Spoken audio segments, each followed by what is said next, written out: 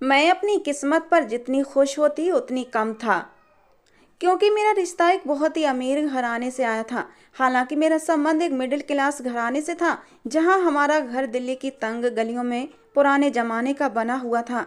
मोहल्ले के रिश्ते कराने वाली मासी ने जब अम्मा को ये बताया कि तुम्हारी बेटी की तस्वीर देखते ही उन लोगों ने फौरन हाँ कह दिया है और कह दिया है कि हमें इसी लड़की को अपनी बहू बनाना है। विश्वास मानो, मुझे तो तुम्हारी बेटी की किस्मत पर और खुश नसीबी पर बड़ी हैरत है। आजकल ऐसी किस्मत कहाँ होती है लड़कियों की। मेरी माँ तो ये सब सुन सुनकर मुस्कुराए जा रही थी। उन्हें उम्मीद नहीं थी कि उनकी बेटी का रिश्ता इतने अमीर घराने से आ सकता है। मेरे लिए भी ये बात कुछ हैरान कर देने वाली थी।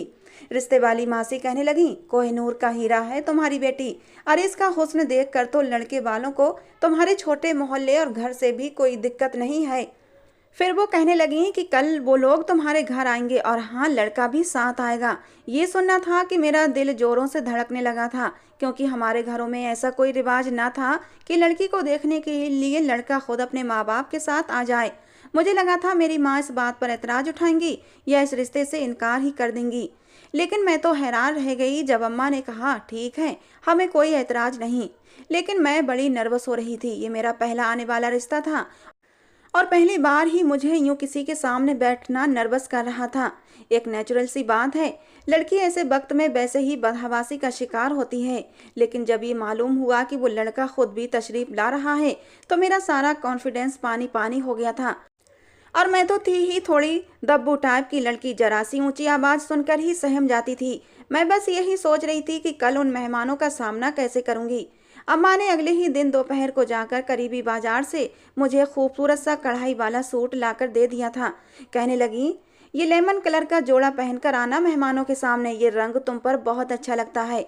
फिर मुझसे कहने लगी, मेहमानों के सामने कोई बहन जी टाइप की बनने की कोशिश मत करना। अरे भाई, अमीर टाइप के लोग हैं, फैशनेबल भी होंगे, इसलिए बालों को खुला छोड़ देना, हल्का सा मेकअप भी कर लेना, लिपस्टिक जरूर लगाना, और जो दिवाली पर मैंने तुम्हें कानों के बुंदे लाकर दिए थे ना, वो जरूर पहन लेना।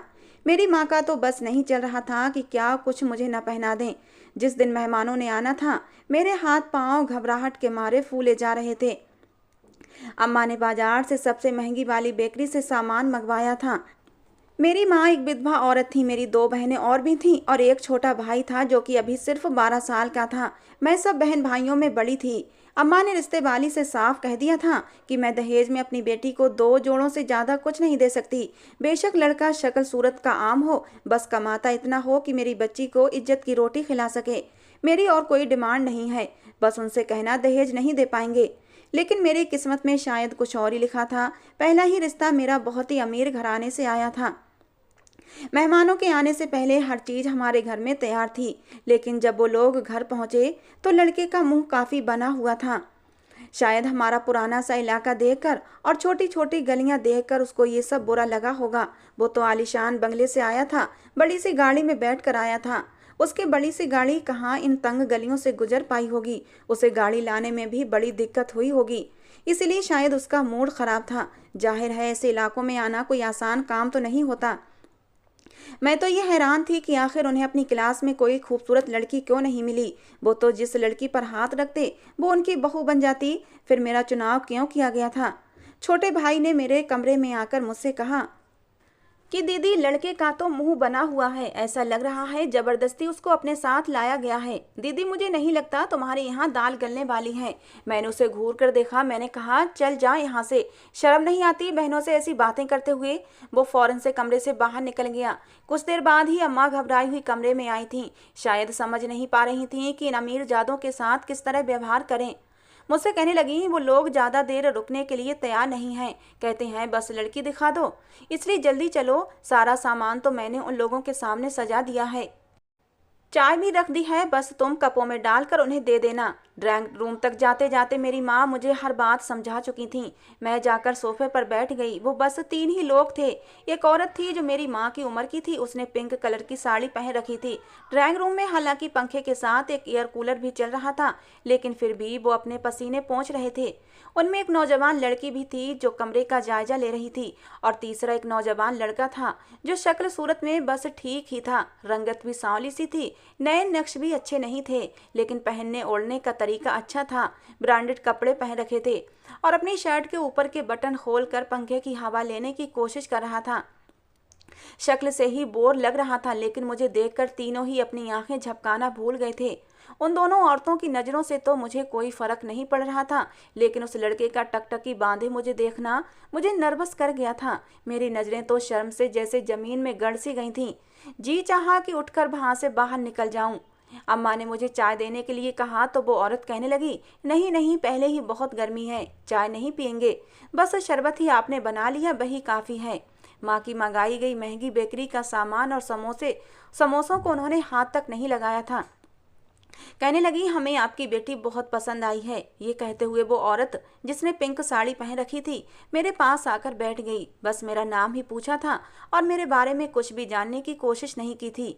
उसने अपने पर्स से एक अंगूठी निकाली और मेरे हाथों में पहना दी। मैं तो हक्का बक्का सी देखने लगी थी। भला ऐसा कहाँ होता है? पहले तो लड़के को देखने आते हैं, फिर लड़के को देखने जाया जाता है, फिर बात तय होती है, उसके बाद ही मंगनी की रस्म होती है।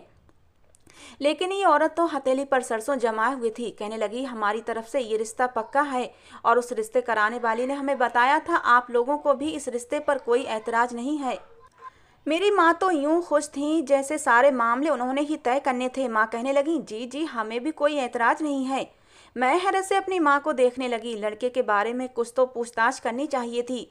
वो औरत कहने लगी, देखें, हमें शादी की जल्दी तो है, लेकिन हमें शादी बहुत धूमधाम से नहीं करनी है, ना ही आप लोग हमारे स्टैंडर्ड को अफोर्ड कर सकते हैं। इसलिए 15 दिन बाद हम बस 10-12 लोग ही आएंगे और आपकी बेटी से शादी करके इसे अपनी बहू बनाकर अपने घर ले जाएंगे। और हाँ, ये कहकर उस औरत ने अपने पर्स से नोटों की एक मोटी सी गड्डी निकाली और मेरी माँ को पकड़ा दी।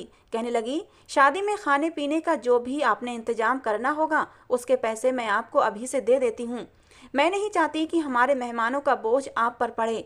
फिर कहने लगी, बहन, हम ज़्यादातर दूसरे देश में रहते हैं, बस दिल्ली में तो साल में 2-3 महीने के लिए ही आते हैं।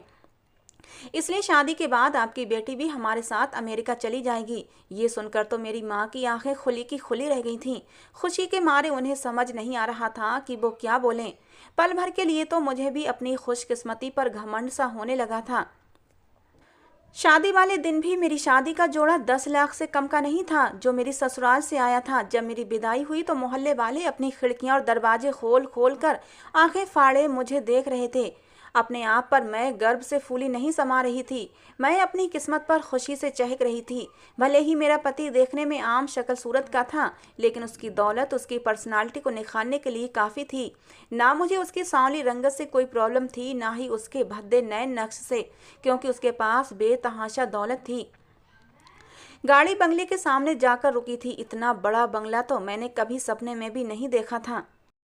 कुछ रस्मों के बाद मुझे कमरे में पहुंचा दिया गया था। इतना बड़ा कमरा था और बहुत ही खूबसूरत फर्नीचर से सजा हुआ था। कुछ ही देर में नैतिक कमरे में दाखिल हुआ तो मैं सिमट कर बैठ गई। वो मेरे सामने बैठकर मेरी तारीफें करने लगा। कहने लगा, जब मैं तुम्हारे घर गया था तो सच बताऊं मेरा मूड बहुत ख़राब था कि ना जाने मेरी माँ मुझे कहाँ लेकर आई हैं, लेकिन जब मैंने तुम्हें देखा तो मैं तो अपनी सुध बुध ही खो बैठा था। नैतिक की संगत में कुछ दिन तो बहुत अच्छे गुजरे थे, लेकिन उसके घर के तौर तरीके सीखने में मुझे बहुत वक्त लगा था।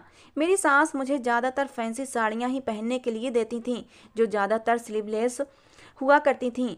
मेरे लिए एक पर्सनल नौकरानी भी रखी थी जो मुझे चलने फिरने उठने बैठने के तरीके सिखा रही थी। मैं वैसे तो बहुत ही धार्मिक लड़की थी। सुबह उठकर पूजा पाठ करना, भगवान की आरती करना मुझे बहुत अच्छा लगता था, लेकिन यहाँ आकर मेरा ये सब कुछ छूटने लगा था। नैतिक कहने लगा, अमेरिका में हमारा जिस अपर क्लास फैमिली से संबंध है और मिलना मिलाना है, वहाँ उठने बैठने के तौर तरीके बहुत अलग हैं और मैं नहीं चाहता जब तुम मेरे साथ अमेरिका जाओ तो तुम उनके तौर तरीकों से अनजान रहो और फिर बीच में हमारी इंसल्ट हो जाए।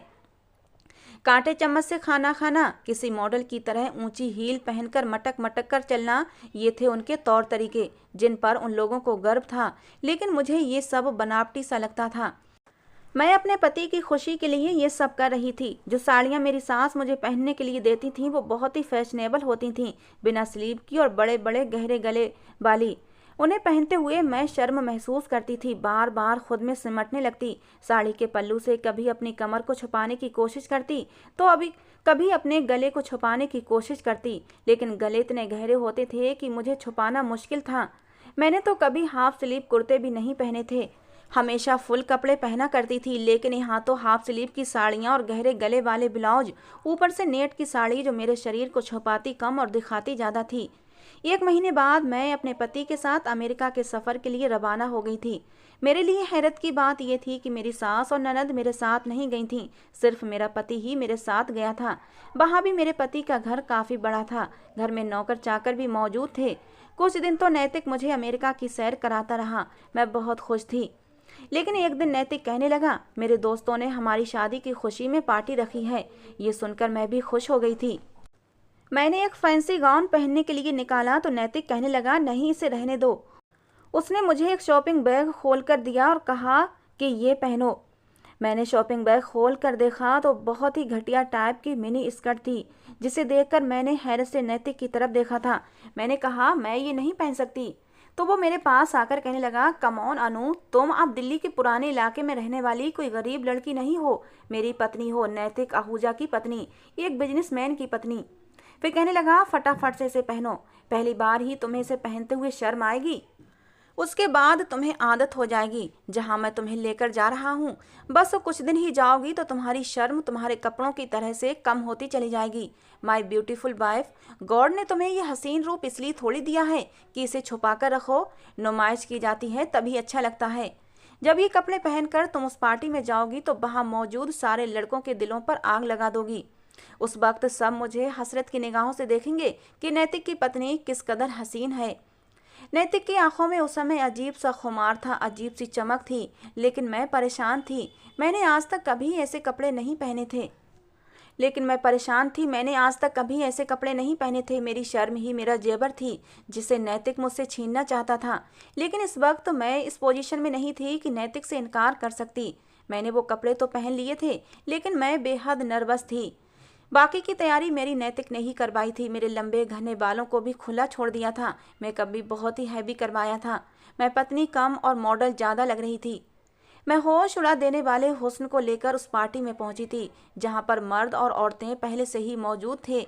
ज़्यादातर उस पार्टी में अमेरिकन मर्द और औरतें थीं, बहुत कम हिंदुस्तानी मर्द और औरतें थीं। लेकिन उन्हें देखकर भी ये अंतर करना मुश्किल था कि वो भारतीय हैं या फिर यहीं अमेरिकन, क्योंकि उन लोगों की पत्नियों ने भी वैसे ही बेहुदा कपड़े पहन रखे थे जैसा कि वहाँ अमेरिका का कल्चर था। इतने छोटे छोटे कपड़े कि मैं शर्म से पानी पानी हो गई थी। सामने डांस रैंप भी बनाया गया था, जहाँ पर सब कपल डांस कर रहे थे। नैतिक भी मेरा हाथ पकड़े मुझे उस डांस रैंप पर लेकर आया और मेरी नंगी कमर पर हाथ रखकर डांस करने लगा। एक तूफान बदतमीजी थी जो वहाँ पर मची हुई थी, जिसका हिस्सा नैतिक मुझे बना चुका था। मेरा ज़मीर मुझे अंदर ही अंदर कचोट रहा था, मुझे शर्मिंदा कर रहा था। मैं अजीब सी उलझन का शिकार थी। मैं बार बार उसकी पकड़ से खुद को आज़ाद करने की कोशिश कर रही थी। मैंने कहा, नैतिक, मुझे ये सब नहीं करना। वो मुझसे कहने लगा, करोगी नहीं तो तुम्हें ये सब आएगा कैसे? देखो, ये सब यहाँ के माहौल में शामिल है, ये तो हमें करना ही पड़ेगा। अचानक डांस करते करते मुझे महसूस हुआ जैसे सामने खड़ा एक अमेरिकन लड़का मुझे देख रहा है। उसकी तेज नज़रें मेरे पूरे शरीर पर चुभ सी रही थीं। मुझे बेचैनी सी महसूस होने लगी। मेरा जी चाहा एक बड़ी सी चादर से खुद को छुपा लूं और अपने आप को उसकी नज़रों से बचा लूं और नैतिक को अपने आप से छुड़ाकर वहाँ मौजूद कुर्सियों टेबल पर जाकर बैठ जाऊं। वो अंग्रेज लड़का नैतिक के पास आ गया और इंग्लिश जबान में जो बात उसने नैतिक से कही थी, मैं सुनकर ही सांस लेना भूल गई थी। वो लड़का नैतिक से कह रहा था, क्या मैं तुम्हारी पत्नी के साथ डांस कर सकता हूँ? मुझे लगा नैतिक इनकार कर देगा, लेकिन मुझे हैरत का एक जोरदार झटका लगा था जब नैतिक ने कहा, वाई नॉट। ये कहकर नैतिक ने मुझे अपनी पकड़ से आज़ाद किया और मेरा बाजू पकड़कर उस लड़के की तरफ हल्का सा धक्का दिया था।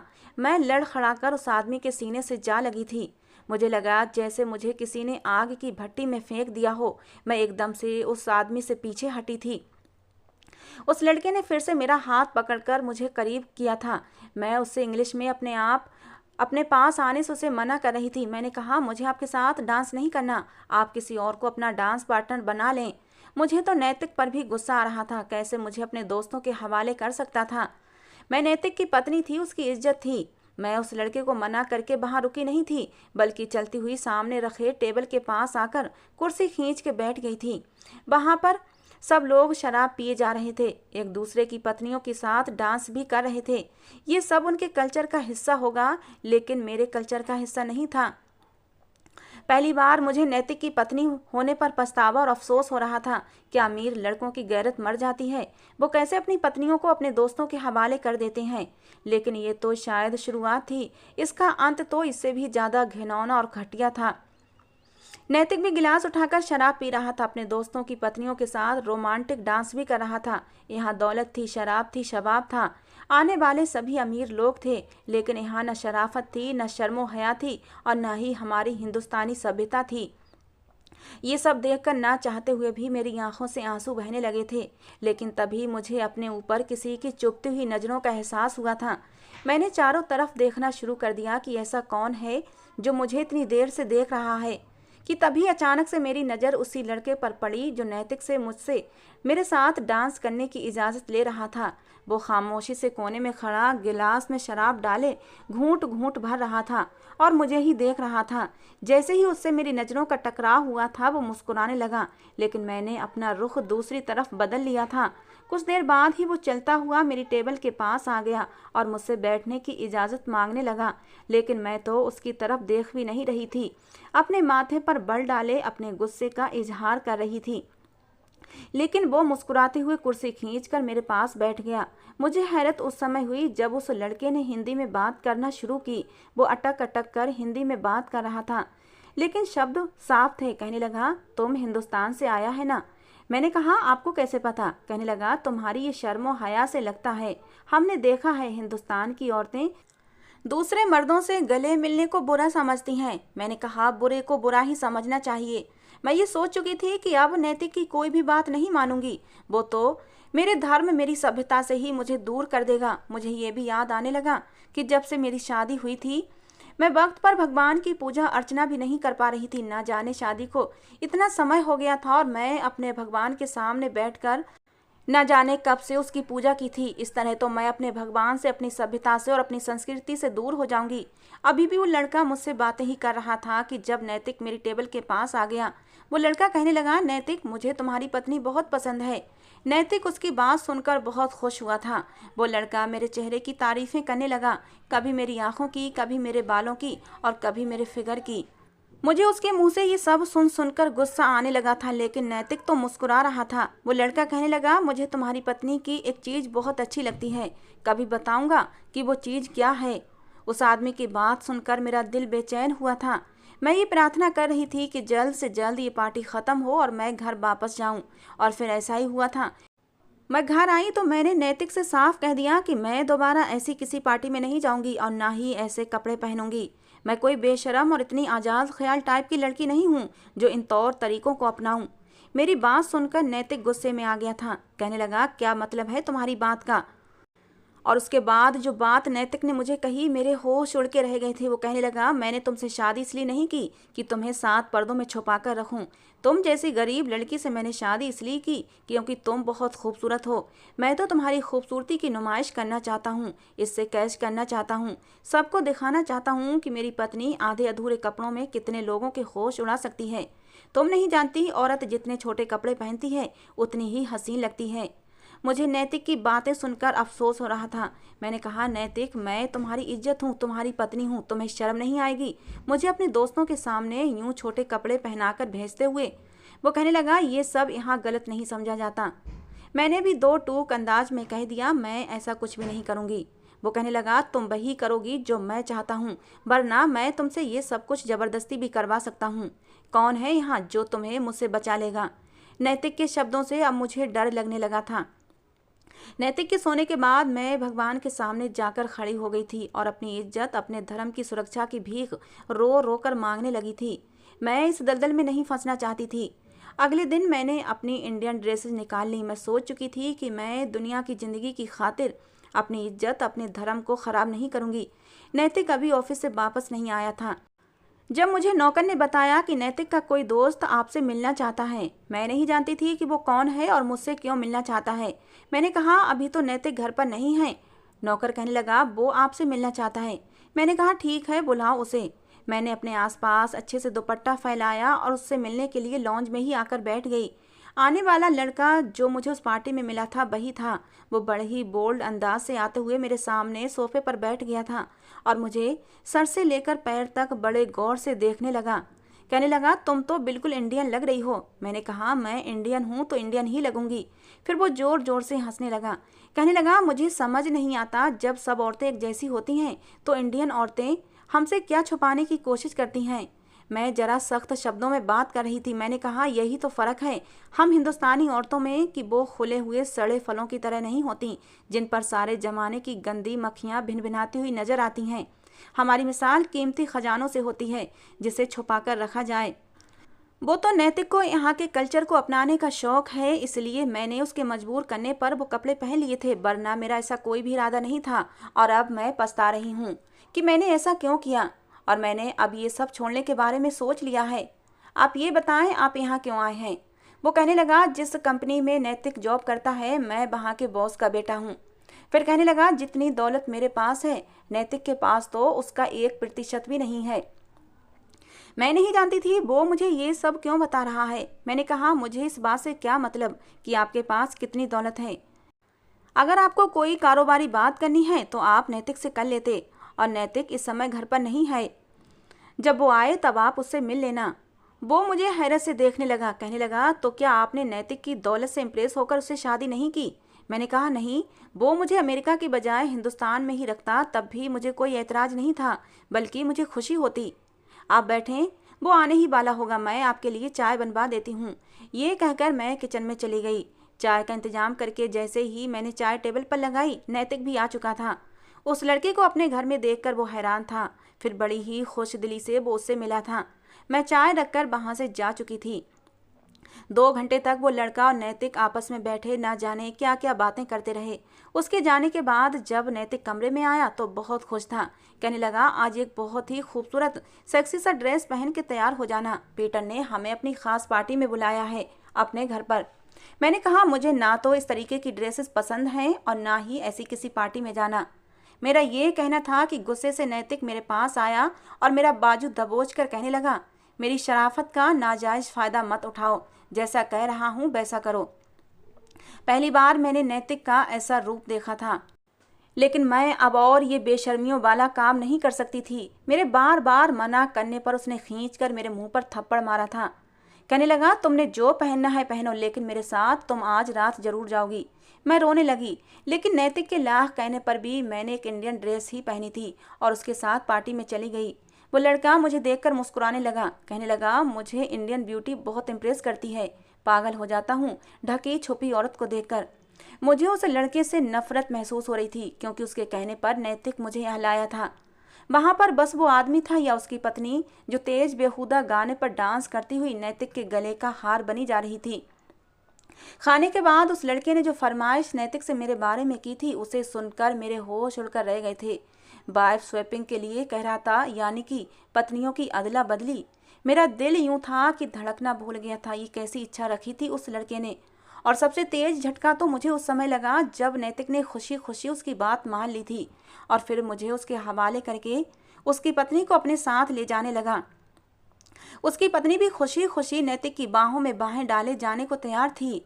मैं अपना आप उस आदमी से छुड़वाने लगी, नैतिक को पुकारने लगी कि मुझे यहाँ छोड़कर मत जाओ, मुझे ये पाप नहीं करना। लेकिन वो पीटर की पत्नी को लेकर जा चुका था। पीटर मुझसे कहने लगा, तुम रो क्यों रही हो? ये सब तो यहाँ आम सी बात है, हम सब दोस्त मिलकर ऐसा ही करते हैं और हमारी वाइफ भी इस काम से खुश होती हैं, ये सब करने को खुशी खुशी तैयार हो जाती हैं। मैंने कहा, मैं एक हिंदुस्तानी लड़की हूँ और हमारे यहाँ ये सब करना पाप समझा जाता है। हम हिंदुस्तानी औरतें सिर्फ अपने पति के लिए होती हैं और उनसे ही वफादार रहती हैं, किसी गैर मर्द की तरफ निगाह उठाकर भी नहीं देख सकती। पीटर कहने लगा, लेकिन इंडियन तो तुम्हारा पति भी है और उसने तो खुशी खुशी हमारे माहौल को एक्सेप्ट कर लिया है, तुम भी कर लो। वो मुझे अपने आप से लगाए हुए कमरे में ले जाने लगा, लेकिन मैंने पूरी ताकत लगाकर उसे खुद से धक्का दिया था। मैंने कहा, तुम मेरे लिए गैर मर्द हो, मुझसे दूर रहो। सामने एक छोटी सी गोल मेज पर शराब की बोतलों के साथ साथ एक प्लेट में फल और छुरी भी रखे हुए थे। अपनी इज्जत बचाने के लिए मेरे पास यही एक रास्ता था। मैंने फौरन से वो छुरी पकड़ी और अपनी नस काट ली। मेरा बहता हुआ खून देखकर वो लड़का हैरान हुआ था और मेरे पास आकर मेरा हाथ थामकर कहने लगा, तुम पागल हो गई हो, ये क्या कर दिया तुमने? मैंने कहा, मैं पाप की जिंदगी नहीं जी सकती, इससे बेहतर है कि मैं मर जाऊं। मेरा खून बहे जा रहा था। अब मुझे चक्कर भी आने लगे थे और कुछ ही देर में मैं बेहोश हो चुकी थी। लेकिन जब होश में आई तो उस लड़के के साथ नैतिक भी खड़ा था। मुझसे कहने लगा, ये क्या बेवकूफ़ी है? मैंने कहा, मुझे क्यों बचाया? मुझे नहीं जीना इसी ज़िंदगी। भगवान के लिए मुझे जहर का इंजेक्शन लगवा दो, मुझे मार डालो। मैं ऐसी गंदगी से भरी ज़िंदगी से मर जाना पसंद करूँगी। मेरा पागलपन देखकर नैतिक कमरे से बाहर चला गया। वो लड़का कहने लगा, आई लव इंडियन वुमेन। मुझे नहीं पता था औरत का ये रूप भी होता है। तुमने इसलिए मरने की कोशिश की ताकि तुम्हें कोई गैर मर्द छू ना सके। मैंने आज तक ऐसी औरत नहीं देखी। फिर पीटर कहने लगा, नैतिक जैसा मर्द तुम्हें डिजर्व ही नहीं करता। फिर वो कहने लगा, नैतिक तुम्हें यहाँ इसलिए लाया था कि अपने कॉन्ट्रैक्ट साइन करवाने के लिए तुम्हें मर्दों के हवाले करे। यहाँ ऐसा ही होता है। बिजनेस डील उस वक्त फाइनल होती है जब हमारी औरतें दूसरों के बिस्तर गर्म करती हैं। वो कहने लगा, जब मैंने तुम्हें पहली बार देखा था तुम उस स्कर्ट में बहुत ही नर्वस थी। मुझे तुम्हारी खूबसूरती ने इम्प्रेस नहीं किया था, तुम्हारी शर्मो हया ने इम्प्रेस किया था। फिर जब मैंने तुम्हें पूरे कपड़ों में तुम्हारे घर देखा था तो तुम मुझे और भी ज़्यादा अच्छी लगी थी। मुझे ऐसी ही औरतें पसंद हैं। उस आदमी ने मुझे नैतिक से तलाक दिलवाकर वापस हिंदुस्तान भेज दिया। नैतिक को तलाक देने के लिए उसने मुंह मांगी रकम दी थी उसे, इसलिए नैतिक तलाक देने के लिए आसानी से राजी हो गया था। पीटर एक नास्तिक था। वो भगवान में विश्वास नहीं करता था, लेकिन नास्तिक होकर भी संभल गया और पाप पुण्य को समझता था। और एक नैतिक था जो इंडियन होकर इंडियन कल्चर की धज्जियां उड़ा रहा था और वाइफ स्वैपिंग जैसे गंदे काम को करने में कोई शर्मिंदगी महसूस नहीं करता था। मेरी सारी बातें सुनकर मेरी माँ अब रो रही थी कि उन्होंने बस नोटों की चमक देखकर रिश्ता तय कर दिया था। वो जानने की कोशिश भी नहीं की कि लड़के में कुछ संस्कार भी हैं या नहीं। मैंने अब एक स्कूल में पढ़ाने की जॉब कर ली थी।